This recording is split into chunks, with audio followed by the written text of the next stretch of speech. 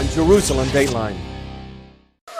This week on Jerusalem Dateline, we head to Israel's northern border on Mount Hermon, called the Eyes of the Country, to see the growing threats facing the Jewish state.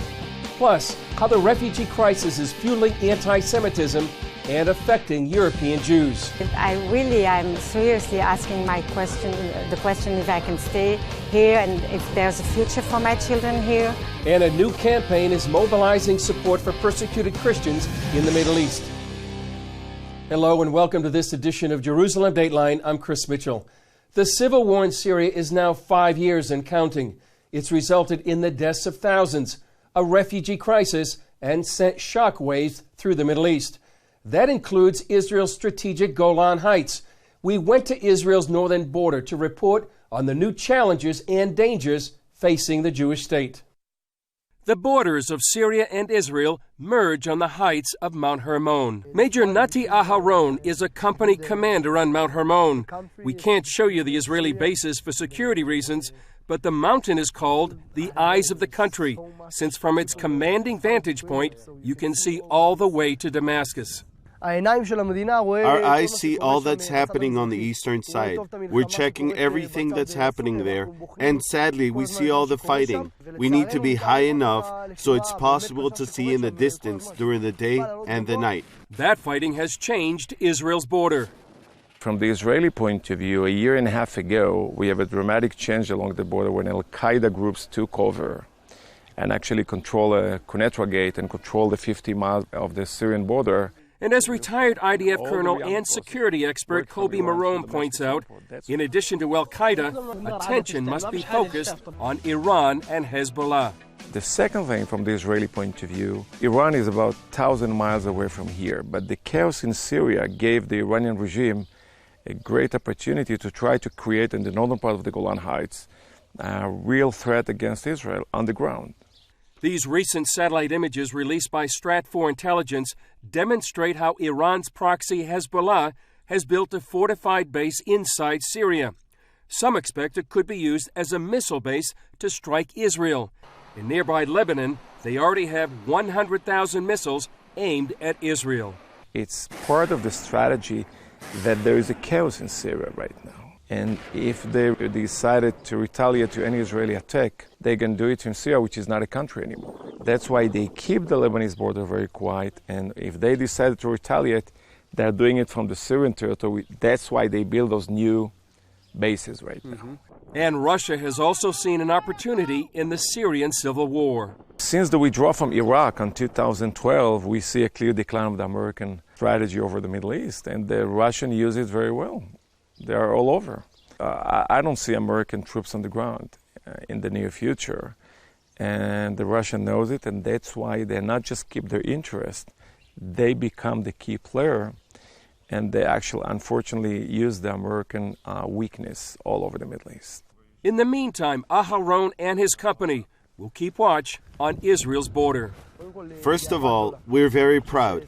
It's a big privilege to be a commander and serve the people of this country. Everybody does their part. It's a long commitment, but it's worth it. From the heights of Mount Hermon to the cities and towns of Europe, the massive influx of refugees from Muslim countries is fueling an old problem there, anti-Semitism. And that's driving Jewish communities to consider their options.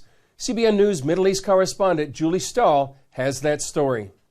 For the Jewish community, the refugee crisis is a huge problem. According to Israeli author Manfred Gerstenfeld, that's because most are Muslims, a group behind some of the most extreme hate crimes in Europe. Many of them are anti-Semites from the most anti-Semitic countries in the world. Gerstenfeld blames what he calls massive non-selective immigration from Muslim countries. And with the new influx of refugees from the Middle East, it's getting worse. You bring them in, you don't register them properly, you don't know whether terrorists come them who sees Jews as a target. So for the Jews, it is a very major problem. Following last year's terror attacks in Copenhagen, one of them outside a synagogue, Israeli Prime Minister Benjamin Netanyahu made headlines by urging European Jews to come home to Israel. Thousands accepted the offer, and immigration from Europe to Israel spiked over the last 2 years. But Gerstenfeld tells CBN News it's not practical for everyone. The elites consider leaving, they send their children, but the people who know only French, what can they do? They have to sit out their life till their pensions. Then they may come to Israel, unless they start burning synagogues. Now the attack in Brussels is causing Belgian Jews to consider their options. I'm seriously asking the question if I can stay here and if there's a future for my children here. Nevertheless, Belgian Jew Patricia Teitelbaum said the decision isn't easy. We're always speaking about it. Should we leave? Should we stay? Above all, we are also Belgians, so we are used to compromise. We are still hesitating, probably more than the French Jews, because they are leaving in much higher percentage. But definitely we ask ourselves the question, yeah. Even in the midst of those questions, Teitelbaum is clear on one subject. She sees this as a warning for the West, because when attacks happen against Jews, it's only the beginning of trouble for everyone else. Julie Stahl, CBN News, Jerusalem. There's a saying that what begins with the Jews never ends with the Jews. It's all part of the warning out of Europe, but not just Europe. As John Wagi explains from Los Angeles, Israel's enemies number in the millions worldwide, but not all of them have guns and suicide vests. An economic and cultural war is another threat, and the battlefield is the college campuses, courts, and even churches. When Jerusalem Mayor Nir Barkat tried to address a group of students at San Francisco State last week, he was shouted down by members of the anti-Israel BDS movement. It stands for Boycott, Divestment, and Sanctions, and it's a powerful coalition of groups waging an economic and cultural war against Israel. This Stand With Us conference in Los Angeles is an effort to counter the BDS movement, to fight the deluge of anti-Israel hostility on college campuses and social media and in the global economy. Shir, an Israeli student, was shouted down and called a war criminal while she was speaking at a university in Tampa. They waited outside of the class, and we had to have a police escort to our cars because they kept following us and calling us names. How can you sleep at night? You are a murderer. It really hurts. As you can see, I'm standing here. I'm a civilized human being. I'm not a war machine. Alon is a former Israeli soldier. He says he's constantly challenged by rumors and half-truths about Israel by his foreign friends on social media. He was also shouted down on campus by BDS supporters. Standing up, shouting, screaming, and not even having an open discussion, just throwing out comments in the air without any open dialogue. It's freedom of speech for me, but not for thee. That is what is the mantra of the BDS supporters on college campuses. San Diego attorney Mika Danzig does pro bono work for people threatened by the BDS movement. He's angered that the freest society in the Middle East is singled out with the help of serial human rights abusers in the rest of the world. And you're saying the one Jewish state is so deserving of this, then you uniquely attribute all this evil to the one Jewish state. That can't help but spill over to Jews on campus. It can't help but spill over to Jewish businesses, to people who are supportive of Israel, to Zionists, non-Jewish Zionists, Christian Zionists who support Israel. They become the focus of this vitriol and hate, not just Israel. Several mainline Protestant churches are involved in the BDS economic war on Israel. The push began in the United Nations, targeting Israel for divestment in the same way churches targeted apartheid South Africa in the 1980s.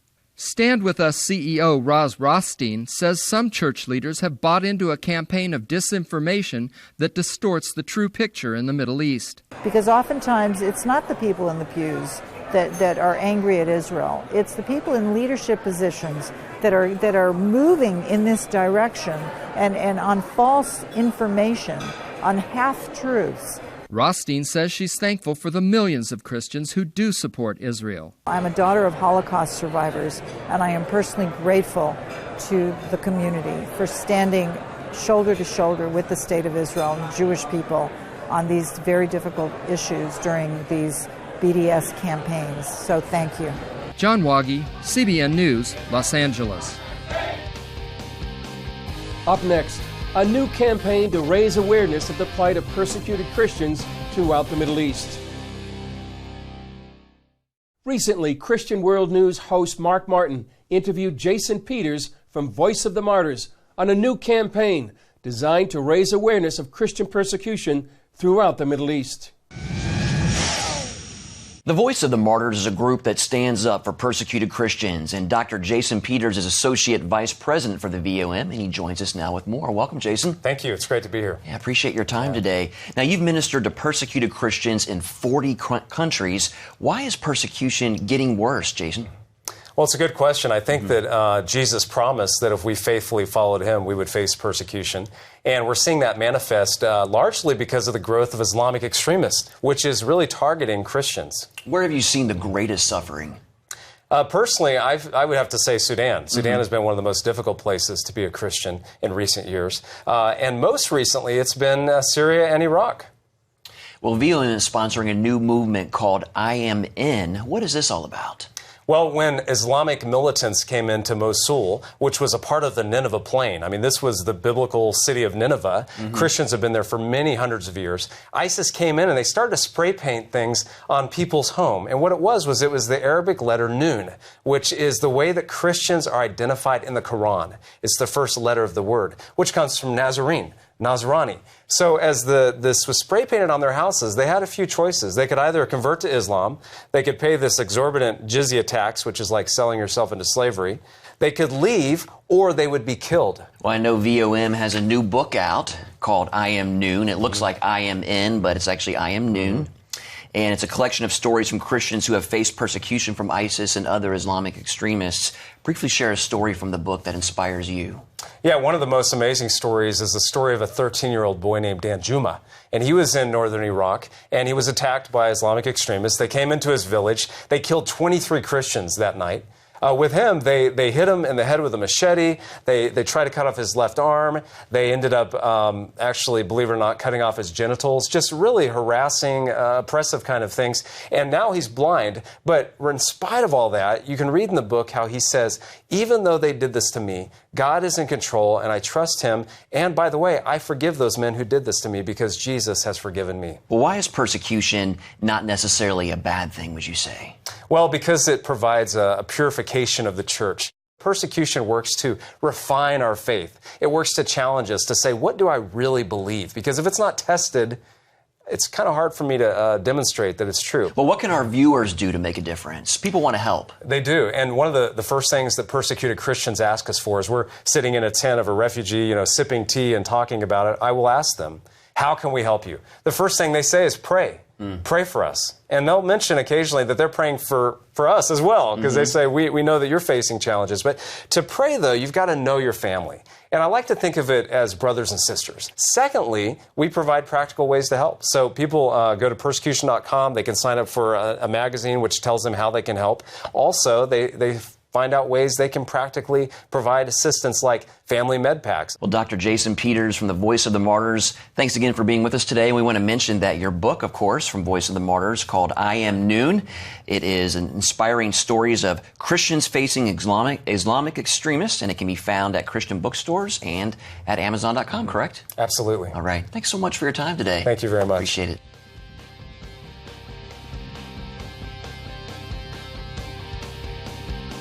Coming up, 2 Christian leaders speak out about their visit to Israel and standing with the Jewish state during this critical time.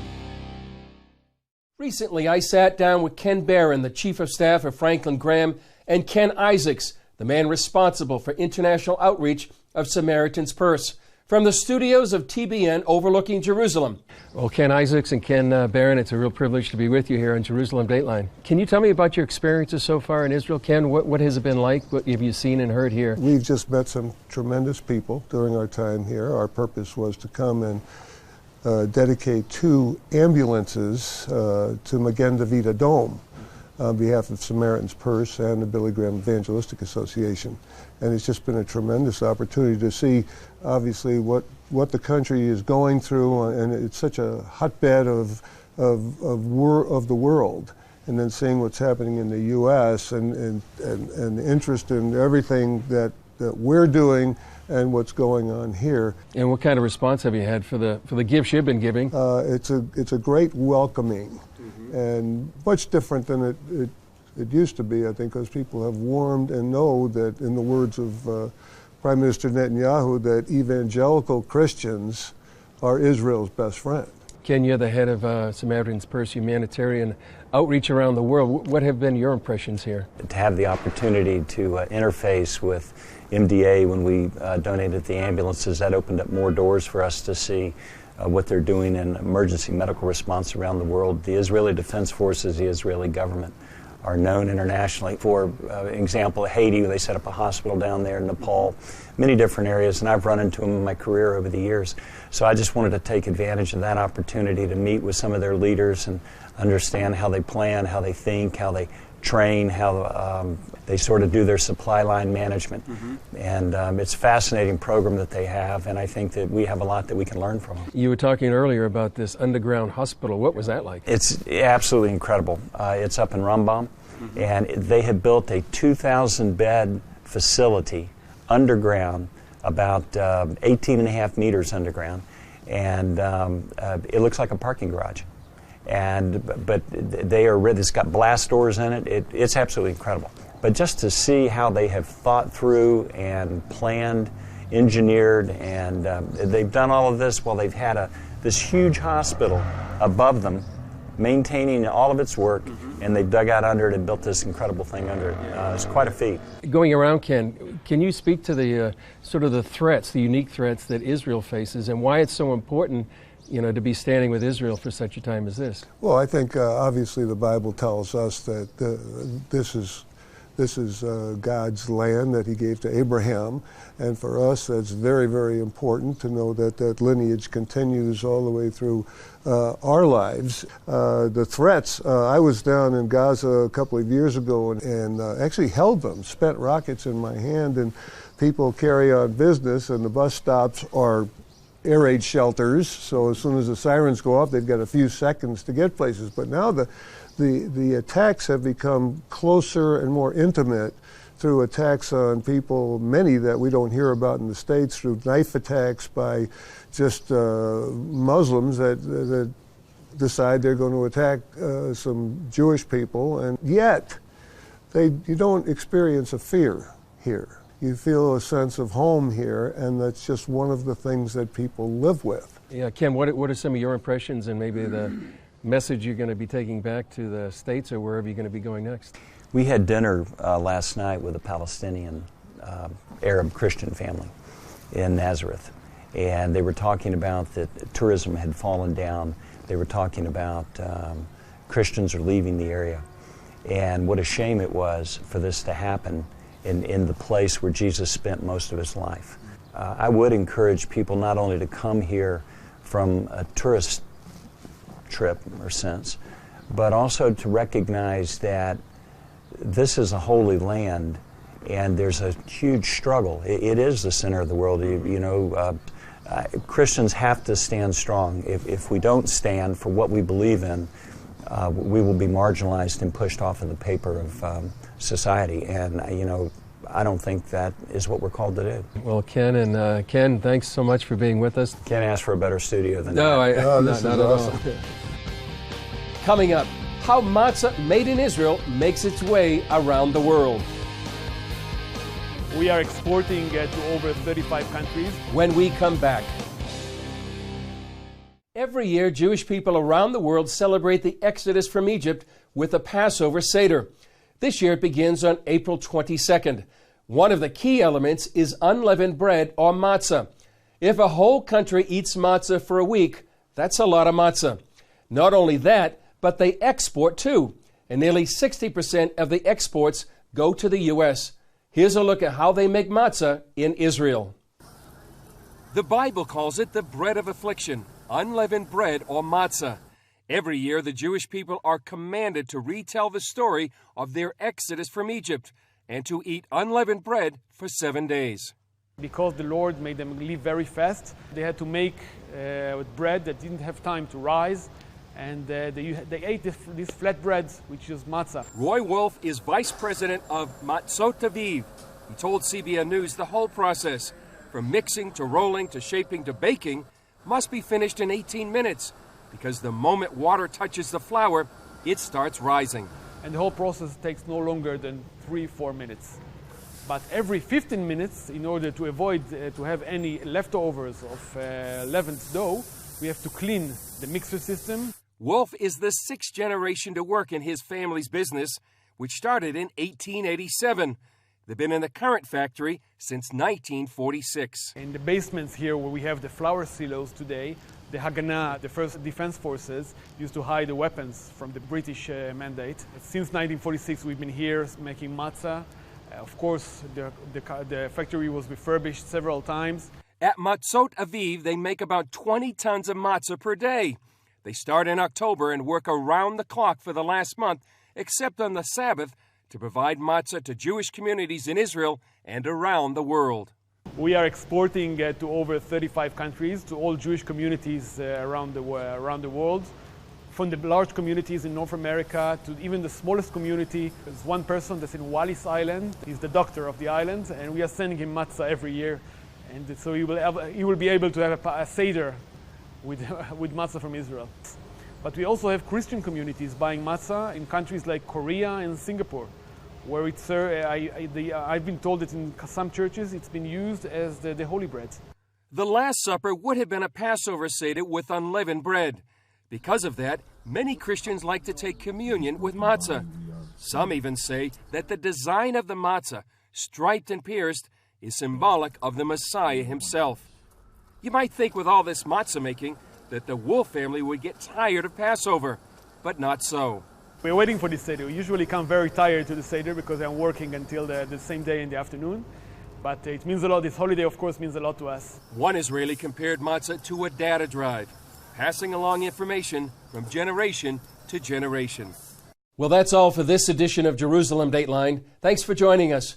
Remember, you can follow us on Facebook, Twitter, and Instagram. And for all our Jewish friends, Hak Pesach Sameach. That's Happy Passover. I'm Chris Mitchell. We'll see you next time on Jerusalem Dateline.